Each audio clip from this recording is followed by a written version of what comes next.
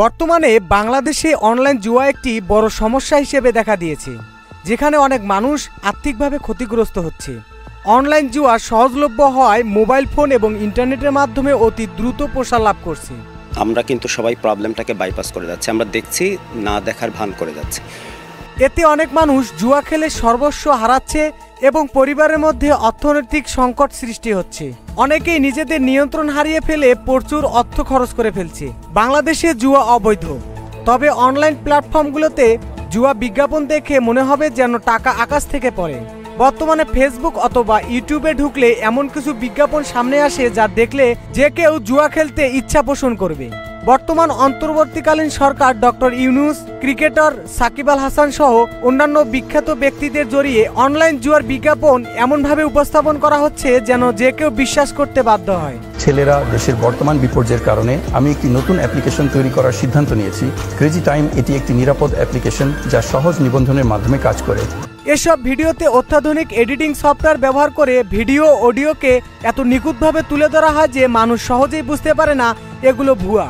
বর্তমান সময়ে প্রযুক্তির অগ্রগতির সঙ্গে সঙ্গে বিভিন্ন কৃত্রিম বুদ্ধিমত্তা এআই এবং ডিপফেস প্রযুক্তি ব্যবহার করে ভিডিও তৈরি করা হচ্ছে, যা একেবারে বাস্তবমুখর মনে হয়। বাংলাদেশের প্রেক্ষাপটে এটি একটি গুরুত্বপূর্ণ সমস্যা হয়ে দাঁড়িয়েছে, কারণ এই ধরনের ভিডিওগুলোতে নামী ব্যক্তি বা মুখ কণ্ঠস্বর ব্যবহার করে ভুল তথ্য ছড়ানো হচ্ছে।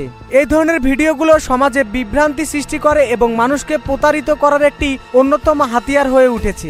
মানুষ যখন এসব জনপ্রিয় ব্যক্তিদের নাম এবং মুখ দেখে তখন তারা বিশ্বাস করে এবং অনলাইন জুয়ার মতো বিপজ্জনক কর্মকাণ্ডে জড়িয়ে পড়ে।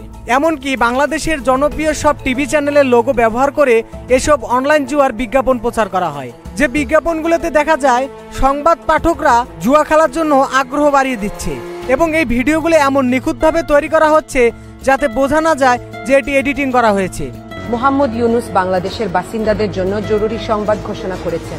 আমি গড় মাসিক আয়কে 28,000 টাকা বাড়ানোর সিদ্ধান্ত নিলাম। একটি নিশ্চিত যে সহ ক্রেজি টাইম খেলার জন্য অফিসিয়াল অ্যাপ্লিকেশন তৈরি করা হয়েছে।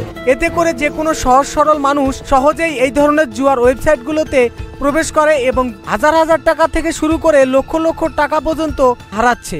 অনলাইন জুয়া বেটিং ও হুন্ডির সঙ্গে জড়িত সন্দেহে এ পর্যন্ত 48,586টি ব্যক্তিগত MFS মোবাইল আর্থিক সেবা হিসাব স্থগিত করা হয়েছে। 5,666 জনের বিরুদ্ধে শাস্তিমূলক ব্যবস্থা নেওয়া হয়েছে। এছাড়াও 1096টি ওয়েবসাইট এবং 182টি অ্যাপস ও 1002টি সোশ্যাল মিডিয়া পেজ চিহ্নিত করে BTRC এবং সংশ্লিষ্ট আইন প্রয়োগকারী সংস্থাকে সরবরাহ করা হয়েছে। এত কিছুর পরেও যেন এর প্রভাব কমাতে পারছে না কর্তৃপক্ষ। অনলাইন জুয়া থেকে মানুষকে দূরে রাখার জন্য সচেতনতা বৃদ্ধি করা এবং শক্তিশালী নিয়ন্ত্রণ ব্যবস্থা গড়ে তোলা প্রয়োজন। প্রযুক্তি ও সামাজিক মিডিয়ার মাধ্যমেও এই বিপদ সম্পর্কে মানুষের মধ্যে সচেতন বৃদ্ধি করা প্রয়োজন। যারা অনলাইন জুয়ার আসক্ত হন তারা মানসিকভাবে চাপের মধ্যে থাকেন। এই অনলাইন জুয়ার কারণে বর্তমানে চুরি, ডাকাতি এবং ছিনতাইয়ের মতো বিভিন্ন ধরনের ঘটনা বেড়ে চলেছে। জনসাধারণের দাবি যত দ্রুত সম্ভব এই ধরনের বিজ্ঞাপন বা ওয়েবসাইটগুলো বন্ধ করা যায়।